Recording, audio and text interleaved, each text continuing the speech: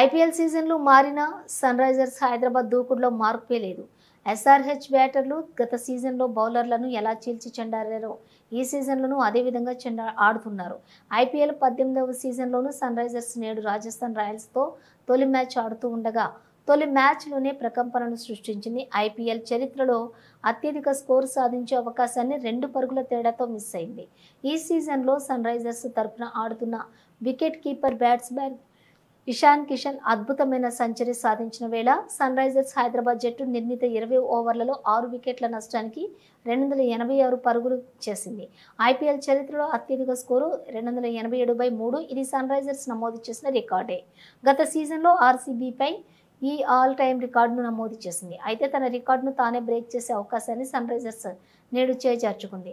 అయినప్పటికీ ఐపీఎల్ చరిత్రలో రెండో అత్యధిక స్కోరు రికార్డు నమోదు చేసింది. ఈ మ్యాచ్లో సన్ రైజర్స్ విధ్వంసం ఓ రేంజ్లో సాగింది. ఇషాన్ కిషన్ 47 బంతుల్లో 106 పరుగులతోటి అజేయంగా నిలిచాడు. ఈ లెఫ్ట్ హ్యాండ్ బ్యాట్స్మెన్ స్కోర్లోని 11 ఫోర్లు 6 సిక్సర్లు ఉన్నాయి. అత్యంత వేగంగా బౌలింగ్ చేస్తాడని పేరున్న ఇంగ్లాండ్ సీమర్ జోఫ్రా ఆర్చర్ బౌలింగ్లో వరుసగా 2 సిక్స్లు కొట్టడం హైలైట్గా నిలిచింది.